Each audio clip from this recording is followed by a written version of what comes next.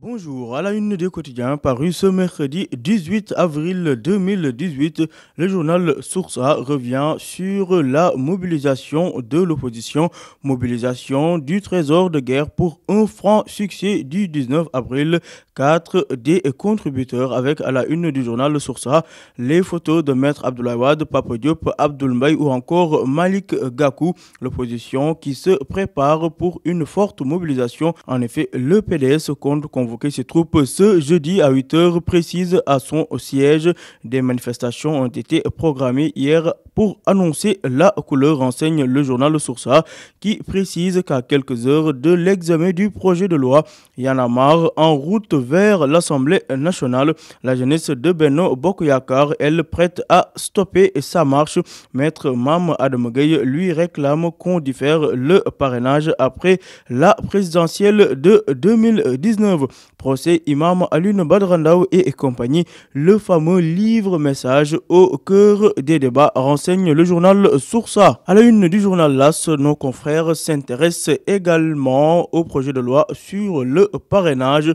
Veillée d'armes, titre nos confrères de l'AS qui nous apprennent que El Hadj Issa Sall, le député pur, a tout simplement décrété que cette loi n'est pas négociable et elle est anticonstitutionnelle selon le professeur Issa Sall. Pendant ce temps, le président du groupe parlementaire Benno Bokk Yakaar, Aymérou Gningue, déclare que toutes les conditions sont réunies pour voter la loi. D'autre part, Pierre Atepa Goudiaby demande au président de reporter le vote. Toujours à la une du journal LAS, Pape Mayel Thiam, l'administrateur de l'APR, lui déclare que le 19 avril n'est pas le temps de la rue, mais de l'Assemblée nationale. Souleymane Teliko, lui, le président de l'Union des magistrats du Sénégal, rassure, selon lui, il n'y a aucune raison de désespérer de la justice. Procès Imam Alioune Badara Ndao et compagnie, Mamadou Lamine Mbalo, l'un des présumés djihadistes, à la barre de dire Boko Haram m'avait kidnappé. Drame sur les routes, nos confrères de l'AS nous apprennent qu'un accident a fait 5 morts et 26 blessés à Tambacounda. À la une du journal Le Quotidien National, Malik Gakou, le leader du grand parti, se prononce sur la gestion du pays. 19 ans de libéralisme, ça suffit, a déclaré Malik Gakou à la une du journal LAS. Selon lui, l'alternative sera de gauche incarnée par Khalifa Sall ou lui-même Malik Gakou. Entretien à lire page 6 et 7 du quotidien. Nous restons toujours à la une du quotidien pour parler de la mobilisation contre le projet de loi sur le parrainage. Le mouvement citoyen Y'en a marre devant l'Assemblée demain. Pendant ce temps, outrage à magistrat Barth auprès de Khalifa pour 6 mois. D'autre part, à la Sonatel, le nouveau directeur général est connu. Il s'agit de Sékou Dramé. Abibatou Sibi, elle, se prononce sur le retrait des enfants de la rue. Selon elle, la procédure n'a pas été respectée. En marge de la 138e appel de Seydina Limamoulaye, l'imam Makhtar Laye s'est prononcé notamment en perspective des élections présidentielles de 2019. Selon lui, les Layènes n'ont de monnaie à rendre à personne. Tout cela à lire en détail dans le quotidien. À la une du journal L'Enquête, Barth joue et perd, condamné à 6 mois de prison ferme. Barthélémy Diaz a été condamné pour outrage à magistrat et appel à l'attroupement. Ses avocats comptent interjeter appel. Maître El Hadj Diouf, l'un des avocats de Barthélémy Diaz, déclare dans les colonnes du journal Enquête, je cite, « Il n'est pas normal de jeter ses adversaires politiques en prison. C'est moche, c'est une inélégance républicaine. » Toujours à la une de l'AS, cette fois-ci concernant la grève des enseignants.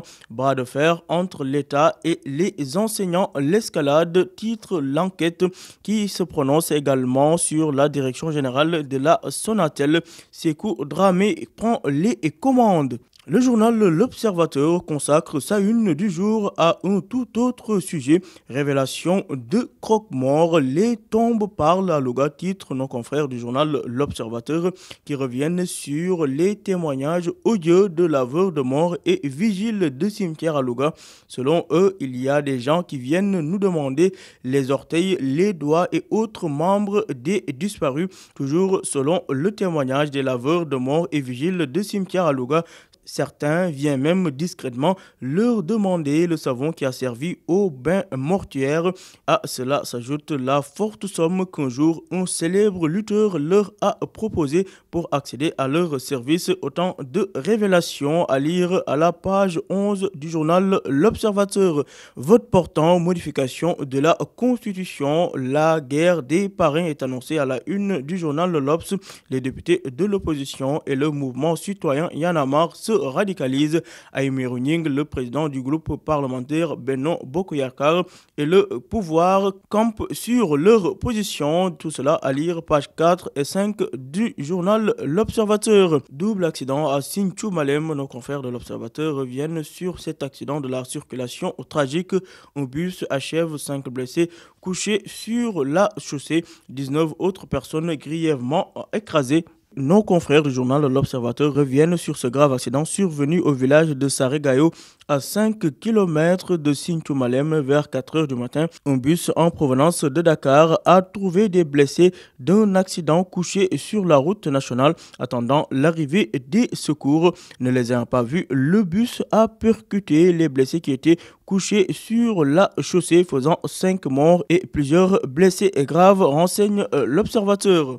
À la une du journal Libération, nos confrères du journal L'Obs et Libération se sont également intéressés au cas Barthélémy Diaz. Barth prend 6 mois ferme pour outrage à magistrat. Toujours à la une du journal Libération, riz d'une qualité présumée douteuse. La DIC saisit près de 900 tonnes, renseigne le journal Libération, qui nous apprend qu'une partie du produit a déjà été écoulée sur le marché national. Le dépôt a été placé sous scellé en attendant des vérifications poussées. Les détails à lire à la page 3 du journal Libération.